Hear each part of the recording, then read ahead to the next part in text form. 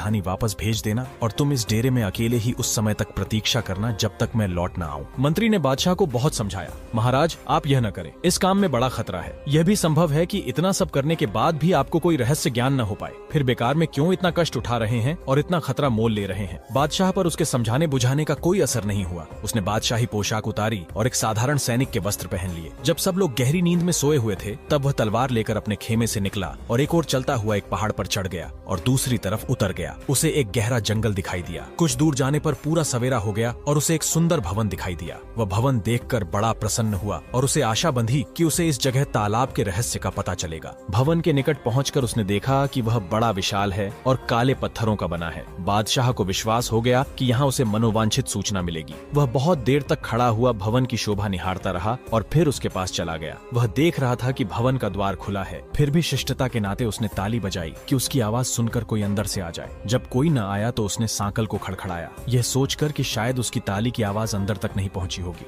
सांकल खड़खड़ाने पर भी जब कोई नहीं निकला तो बादशाह को क्रोध आया कि अजीब घर है जहां बुलाने पर भी कोई आकर नहीं पूछता। वह अंदर चला गया और जोर से पुकारा कि क्या इस भवन के अंदर कोई मनुष्य है जो एक अतिथि के रहने के लिए थोड़ा स्थान दे सके। फिर भी उसे कोई उत्तर न मिला तो उसका आश्चर्य और बढ़ा। वह घर में घुसा तो देखा कि अंदर से और भी लंबा चौड़ा मकान है किंतु उसके अंदर कोई नहीं है। तभी उसे एक कातर आवाज सुनाई दी जैसे कोई बड़े दुख में कराह रहा हो। उसने कान धरकर सुना तो मालूम हुआ कि कोई मनुष्य रो रो कर अपनी करुण कथा कह रहा है और अपने दुर्भाग्य को कोस रहा है। बादशाह ने उस कमरे का पर्दा उठाया जिसमें से यह आवाज आ रही थी। उसने देखा कि एक नवयुवक सिंहासन जैसी किसी ऊंची चीज पर राजसी वस्त्र पहने बैठा है और करुण स्वर में विलाप कर रहा है। बादशाह ने उसके निकट जाकर सलाम किया तो युवक बोला, मुझे क्षमा कीजिए, मैं उठकर आपका स्वागत करने में असमर्थ हूँ, इसीलिए मैं आपके पास न आ सका। बादशाह ने कहा, मैं आपके शीलवान व्यवहार से बड़ा प्रभावित हुआ हूँ। वास्तव में कोई ऐसा अपरिहार्य कारण होगा कि आप उठ न सके, किंतु आपके दुख को देखकर मुझे अफसोस हुआ। आप मुझे बताएं कि मैं आपका कष्ट किस प्रकार दूर कर सकता हूँ। कृपया मुझे अपनी कठिनाई बताने में तनिक भी न हिचकें। कृपया यह बताएं कि आप यहाँ इस मजबूरी की हालत में कैसे पड़े हैं। यह भी बताएं कि यह भव्य भवन किसका है और ऐसा निर्जन क्यों है। साथ ही यह भी बताएं, क्योंकि मैं यही जानने के लिए निकला हूँ कि पास के तालाब का रहस्य क्या है और उसकी मछलियाँ कौन है। जवान आदमी यह सुनकर फिर रोने लगा और बोला, मेरा हाल सुनने से पहले देख लीजिए। यह कहकर उसने अपना कपड़ा उठाया तो बादशाह ने देखा कि वह नाभि के ऊपर तो जीवित मनुष्य है और नीचे काले पत्थर का बना हुआ है। उसकी आंखें फटी रह गईं और वह बोला, मुझे तो वैसे यहाँ की प्रत्येक वस्तु देखकर आश्चर्य हो रहा था, किंतु आपका यह हाल देखकर मेरा आश्चर्य और उत्सुकता बहुत बढ़ गई है। भगवान के लिए अपना हाल कहिए। मुझे विश्वास हो रहा है कि तालाब की रंग बिरंगी मछलियों के रहस्य का भी आपसे संबंध है। आप मुझे अपनी व्यथा शीघ्र कहिए, क्योंकि दूसरे को सुनाने से आदमी का कुछ दुख तो दूर होता ही है। जवान आदमी ने कहा कि मुझे अपनी दशा के वर्णन से भी कष्ट होता है, किंतु आपका आदेश है इसलिए कहता हूँ।